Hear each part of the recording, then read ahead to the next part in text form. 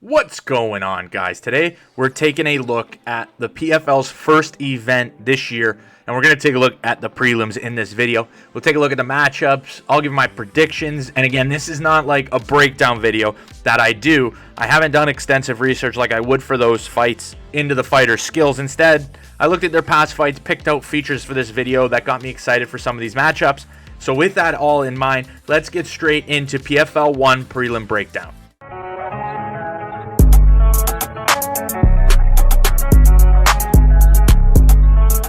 The card will open up in the very exciting light heavyweight division, and it will feature Cory Hendricks, who has competed in the PFL in his last 2 seasons and has been on the outside edge of the playoffs both years, notably finishing emiliano sordi, who won the PFL in the past in 2022 on PFL 1. Cory looks to enter the playoffs this year and make a run to the PFL title. The PFL will not give Cory an easy first matchup for the returning Hendricks. Impa Kasanganay entered the UFC in 2020 coming off a contender series win, and although the UFC run was highlighted by being on the receiving end of 2020's knockout of the year against Joaquin Buckley, Impa went 2-2 in his UFC run and had an impressive win against Sasha Paletnikov, taking him down and winning via submission in the second round. It's going to be a very interesting storyline in this fight, is that since leaving the UFC, Impa was a welterweight and has increased his weight fighting at 185 pounds, which he had done before prior to his UFC tenure, but now he goes all the way up another 20 pounds to light heavyweight for the PFL. He debuted in the weight class for a tournament contract in one of PFL's other events and flatlined his opponent at the end of the first round. In my opinion, Impa has filled out into the frame. However, I think his cardio will definitely take a hit from the jump. So the question is, the natural light heavyweight, whose strength and schedule and results are worse, takes on a newcomer to the division with experience against UFC level talent, but at a large weight difference. In my opinion, Cory's record is a little bit deceiving. Of his 5 losses, 3 of those were split or majority decisions, and he's only been finished once in his career. Honestly, I favor Cory in the matchup. I think that this matchup will be heavily grappling based. I think Impa has the advantage on the feet, especially in the power department. Impa can put anybody's lights out, in my opinion, especially with the increase in weight. But I think the grappling is going to be where this fight is, and I think Cory is a little bit better. Impa is no slouch in his own right, but I am actually going to lock in Cory Hendricks, and he might be an underdog, so you might see me lay some green. Moving on, Delan Monte returns to the PFL for his second season. The light heavyweight's 9 wins have all come before the final bell. In his first PFL season, he indeed made the playoffs, going 1-1, but earning his spot with a 6-point knockout performance with his back against the wall to get into the playoffs against Emiliano sordi. He fell against the champion of 2022 and arguable the favorite for this year's tournament, Wilkinson. Monte has an exciting style of throwing bombs in the pocket and just letting the best man win. Against sordi, this style saw him win in exciting fashion and earn 6 points, but against Wilkinson, where Monte had bright spots in the short period that this fight lasted, saw Monte on the receiving end of a knockout. On the other side of the octagon will be a PFL debut for the 11-4 Ty Flores. Flores has fought for Fury FC Gold and has come through the LFA Contender Series and obviously Fury Fighting Championship.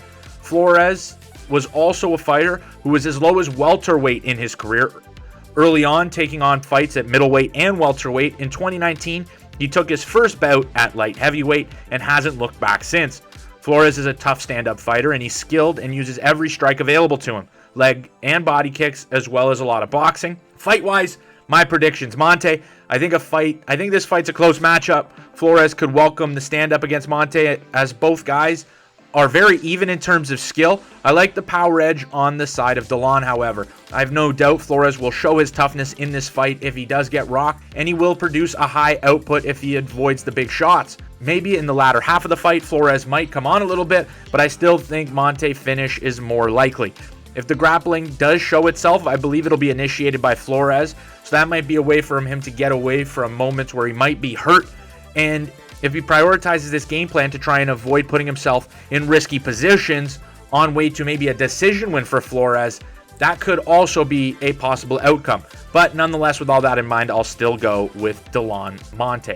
The last fight I'll take a look at for this video is in the featherweight division for the PFL, featuring 2 basically new to the roster PFL fighters, which are international prospects. Both have experience inside the UFC octagon and both have fought around the world.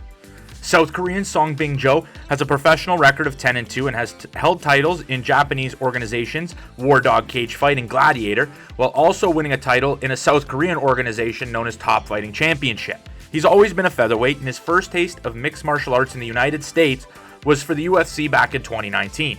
In that sole UFC appearance, he fought on the losing side of a close decision against Daniel Tamer. On the other side of the cage will be Peruvian fighter Jesus Pinedo. Both these fighters' careers started around 2014. Since Pinedo has doubled in-cage experience, also having 2 UFC fights, Pinedo split results before returning to South America to fight again on their regional scene as he did before the UFC. I can't say I'm not excited for this contest, because to be honest, I think that this is a pretty good fight stowed away on the prelims. Both guys are strikers. Both guys are exciting. If I'm going to give the edge, I'm going to give the edge to the guy with a little more experience in Pinedo, but that doesn't make me think Bin Jo can't win this fight. I'm going to lock in Pinedo as my prediction. Both guys are good strikers. Both guys have experience inside the UFC, the elite of the elite, albeit on the lower end of them on the prelims of the event, stuff like that. But both guys are good fighters. Got to give the edge to Pinedo in my opinion. But that's going to wrap up my coverage of the prelims.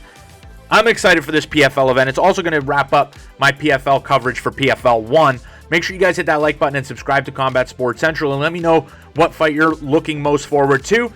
I might bring you guys a results video or something along those lines after the event, but that'll do it for today, guys. Thank you so much for watching. Peace out.